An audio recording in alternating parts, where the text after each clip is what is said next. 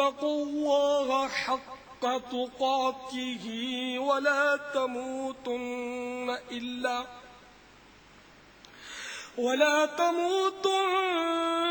إلا وأنتم مسلمون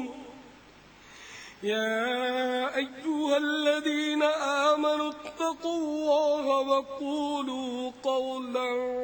سديدا يصلح لكم أعمالكم ويغفر لكم ذنوبكم ومن يطع الله ورسوله فقد فاز فوزا عظيما.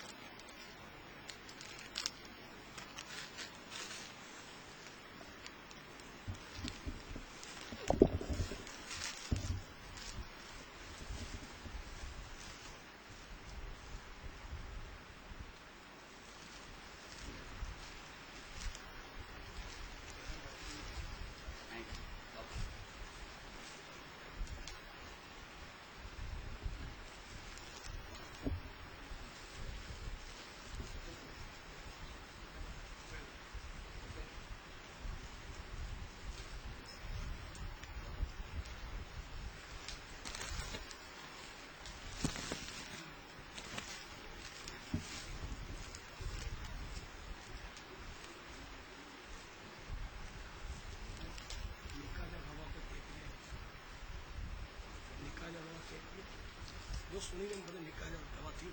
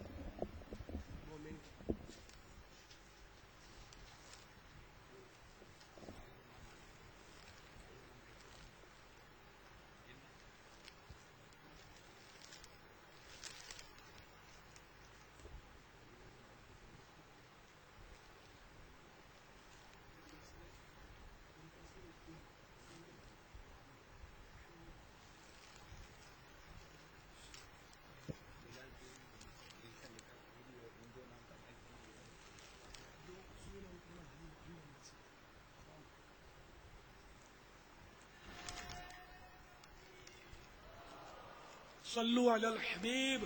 صلی اللہ تعالی علی محمد.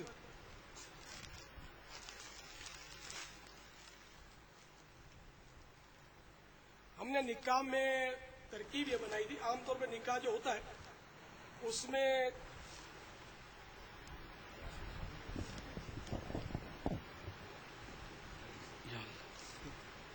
صلو علی الحبیب عموماً ہمارے یہاں آج کل جو نکاح ہو رہا ہے اس میں نکاح فضولی،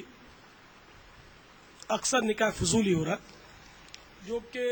ائمہ ثلاثہ یعنی سیدنا امام شافعی، امام مالک اور امام احمد بن حنبل رحمہم اللہ تعالی کے نزدیک تو باطل ہے. ہمارے یہاں امام اعظم ابو حنیفہ کے نزدیک وہ فضولی ہے، اور یعنی نکاح ہو جاتا ہے مگر فضولی ہے، کہ بہتر نہیں ہے. مگر لڑکی نے اگر انکار کر دیا، جو جس طرح سے آج کل ہو رہا ہے اس کی بات کر رہا ہوں، یعنی جب اس کو خبر دی گئی کہ فلاں سے تمہارا نکاح کر دیا گیا اور وہ نہ بول دے کہ نہیں نہیں مجھے قبول نہیں ہے، تو نکاح نہیں ہوگا. لیکن ایسا ہوتا نہیں ہے، لڑکی عام طور پہ ہاں بول ہی دیتی ہے. ایک بار ہاں بول چکی ہے پھر انکار کر دے تو اس انکار کا کوئی فائدہ نہیں ہے. آج کل جس طرح وکیل بنتے ہیں نا، وہ اپنے لیے وکیل بن کے آتے ہیں کہ میں تمہارا نکاح کر دیتا ہوں، اور پھر جا کر قاضی کو بولتے ہیں کہ تم نکاح پڑھا دو. قاضی جب پوچھتا ہے کہ تم نے مجھے اپنا وکیل نکاح کا وکیل کیا تو وہاں کہہ دیتا ہے.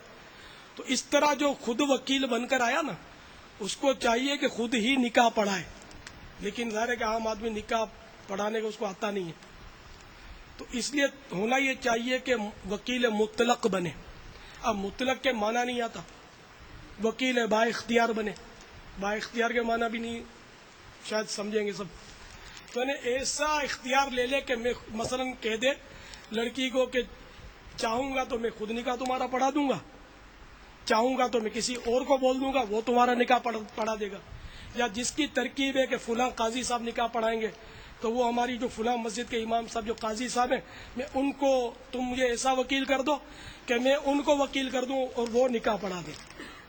اب وکیل مانے بھی ایڈوکیٹ لیتے ہوں گے آج کل، یہ بیچاریاں کیا سمجھتی ہوں گی، تو ہے بڑا مطلب مجھے اجازت دے دے کہ میں خود پڑھا دوں یا جس کو کسی اور کو پڑھانے کی اجازت دے دوں۔ تو اگر اس ترکیب سے اگر آپ نے وکیل بنے تب تو وہ نکاح جو ہے وہ فضولی نہیں ہوگا، ورنہ جو وکیل بن کر آیا اپنے لیے اجازت لے کر آ کے میں نکاح پڑھا دوں تو وہاں بول دیتی ہے اور خود پھر آ کر قاضی کو بول دے گا آپ پڑھا دو، تو یہ نکاح فضولی کہلاتا ہے۔ تو ہمارے یہاں نکاح ہو جاتا ہے، گھبرائے نہیں آپ، نکاح ہو جاتا ہے، مگر وہ لڑکی کے اقرار پر موقوف ہے، اور لڑکی عام طور پر منع نہیں کرتی، لیکن ہو سکتا کبھی بھر کے بیٹی ہو منع کر دے، کہیں اور اس کا ذہن بنا ہوا ماں باپ نے زبردستی، وہی وہ لو میرج والے مسائل کہ اس کا کہیں ذہن اور ہو تو پتنگ چڑھائی ہے اس نے اور بولے یہاں مجھے پھنسا دیا، یہ مجھے منظور نہیں ہے، تو اب نکاح نہیں ہوگا۔ یہ کبھی کبھی ہوتا ہوگا ایسا،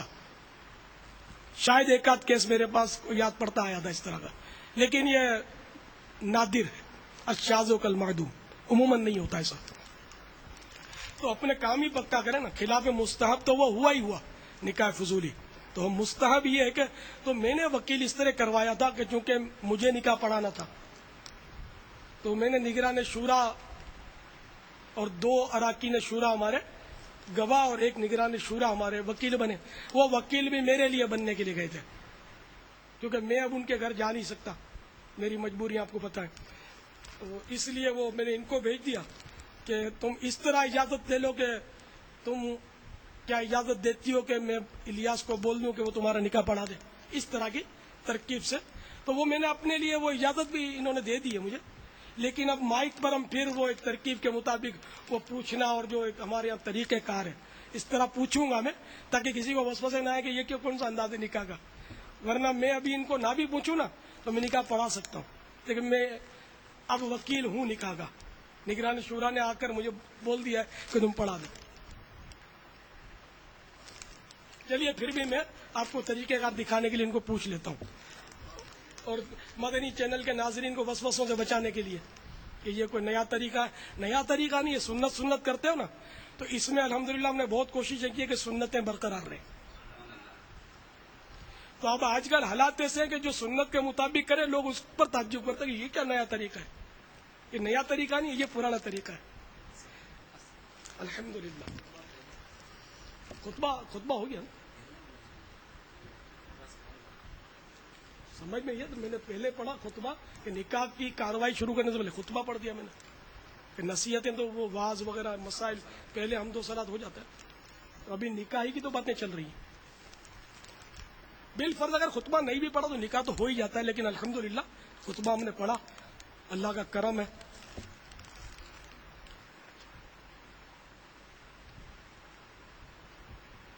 حاجی عمران صاحب،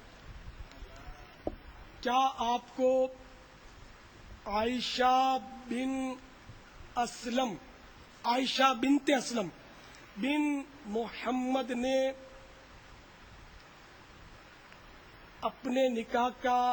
وکیل کرتے ہوئے یہ اختیار دیا تھا کہ آپ ان کا نکاح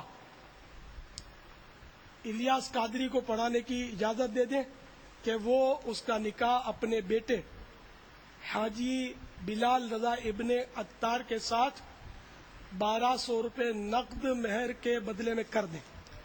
جی ہاں، مجھے اسی طرح کا اختیار دیا تھا کہ آپ ان کا نکاح حاجی بلال رضا عطاری بن عطار کے تحت